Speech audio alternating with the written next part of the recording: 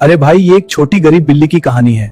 उसकी दादी कई दिनों से बीमार पड़ी थी, लेकिन जेब पूरी खाली थी। बिल्ली सोच रही थी, कुछ तो करना पड़ेगा, दादी का इलाज कराना है। इसलिए वो काम ढूंढने सड़क पर निकल पड़ी। तभी उसकी नजर एक पोस्टर पर पड़ी, बॉक्सिंग चैंपियनशिप, और जीतने वाले को पूरे 1 लाख रुपए। बिल्ली ने तुरंत नाम लिखवा दिया, लेकिन रिंग में सामने आया गब्बू पहलवान, पूरा पहाड़ जैसा ताकतवर। लड़ाई शुरू होते ही गब्बू के भारी पंच पड़ने लगे। छोटी बिल्ली बार बार गिर रही थी, हालत बिल्कुल खराब हो गई थी। लेकिन तभी बिल्ली ने दिमाग लगाया, एकदम झटके में ऐसा वार किया कि गब्बू संभल ही नहीं पाया। कुछ ही सेकंड में मैच पलट गया और रेफरी ने छोटी बिल्ली को विजेता घोषित कर दिया। इनाम में मिले पूरे 1 लाख रुपए से बिल्ली ने अपनी दादी का इलाज कराया और आखिरकार दादी की बाजी।